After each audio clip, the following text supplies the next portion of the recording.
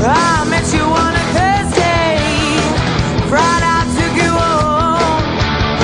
Well, Saturday I'm begging you, baby, just leave me alone. You're turning me upside down, pull me to the ground when you shake me, shake me. I'm giving you what you need and I'm begging, please don't break me, love.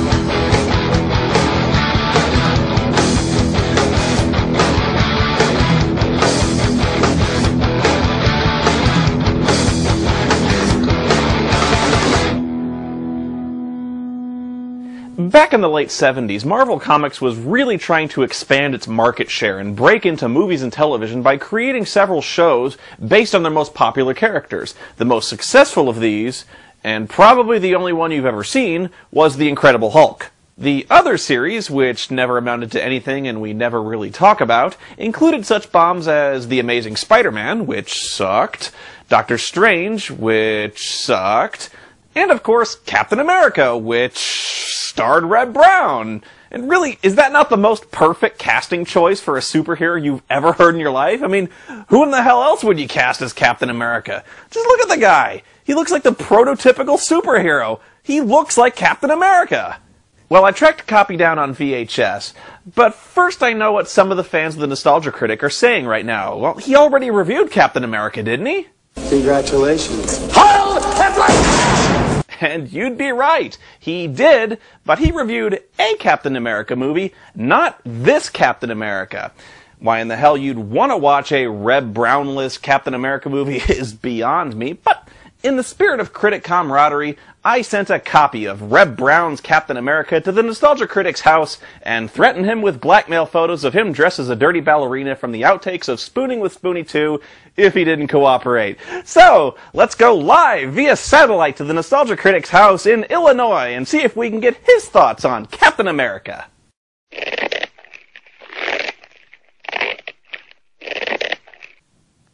That's the coward's way out, and you know it, critic!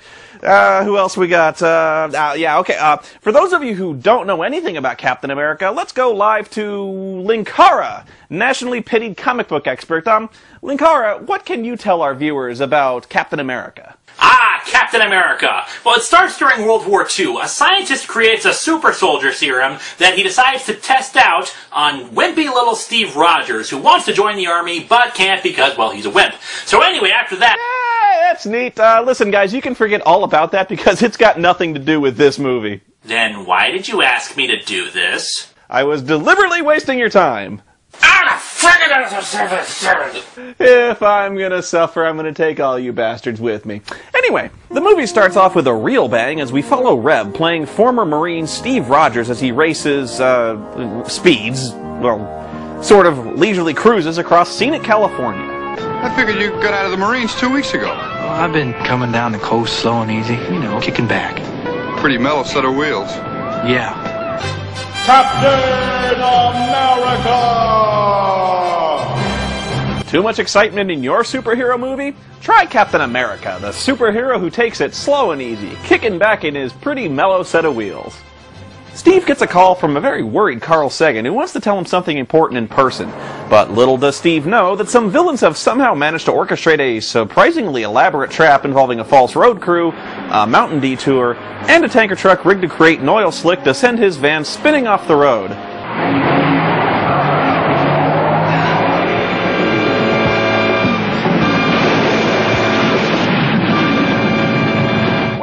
Makes the villain from Riding with Death look positively amateur.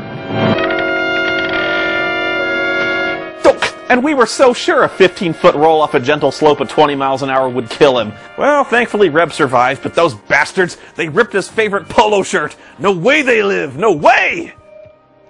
And then abruptly, Steve just forgets about the whole attempted murder thing and his friend who's in deep trouble and goes to visit this lab where his father used to be a scientist. Honestly, I have no idea why he just decides to show up here after rolling his van, but he does. Your father developed and perfected the ultimate steroid. He synthesized it from his own adrenal gland and then, through long research, developed a super hormone. He called it FLAG. That's right, F-L-A-G. Full latent ability gain.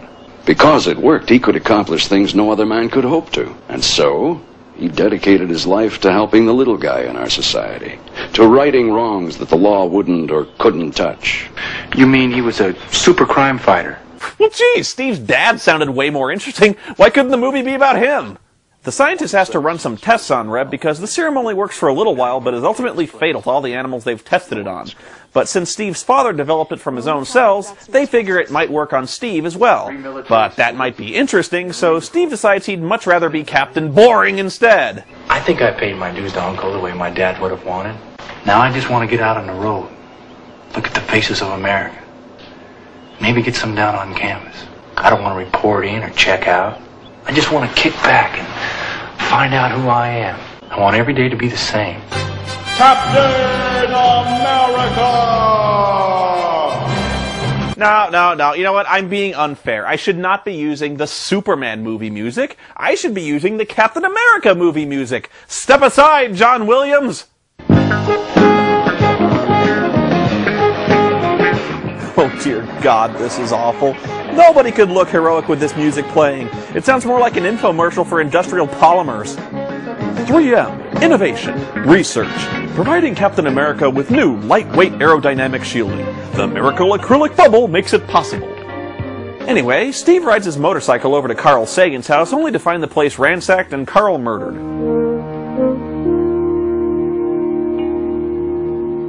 Oh, what? He's a lifelong friend and we don't even get a Jacoda! Okay, well, keep in mind, this movie was made in 1979, before Reb even made Your Hunter from the Future, so try and keep in mind that Reb had not exactly perfected his acting method yet.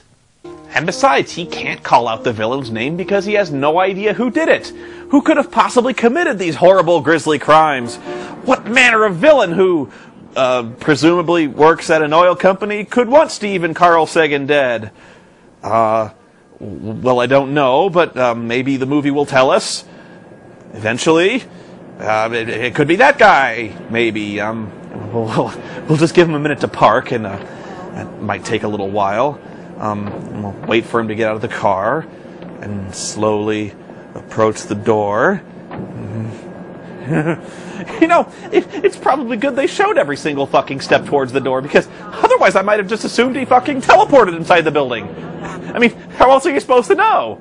Well, it turns out this guy, oil tycoon Mr. Brackett, was trying to extort some secret microfilm out of Carl Sagan containing the secrets of a brand new neutron bomb that he was trying to build. Unfortunately, one of his henchmen accidentally killed him while torturing him for its location. And that's when Steve wandered onto the scene. He said Hayden told Rogers something before he died. What did he tell him? Parker couldn't hear it. And it's fortunate your accident didn't work out. Well, why in the hell did you try to kill Steve in the first place? That took place at the very beginning of the movie. How did they even find him? Why were they looking for him? He didn't even know anything about the microfilm. They knew he didn't know anything about the microfilm, and even if he did, the last thing you'd want to do is kill him. If things were so desperate that they were willing to torture Carl Sagan to get the location of the microfilm, wouldn't you want Steve to meet Carl so Carl would bring the microfilm out in the open, and then you'd know where it is? How did they set up such a complicated trap requiring such a specific location on what must have been short notice? How did they get ahead of him to prepare the ambush when, even by Steve's admission, he's been wandering aimlessly without a definite destination or agenda for months now? Oh, and by the way, if they were trying to make it look like an accident, the 2-mile perfectly uniform oil slick right at Dead Man's Curve, it might have tipped the authorities off. Hello? Steve Rogers? Yeah, who's this? A friend. A friend who's very upset about what happened to Jeff Hayden. There's a gas station on Pine Canyon Road, about 2 miles north of Interstate 5. If you can be there alone in 20 minutes, I'll tell you who did that little job tonight and why.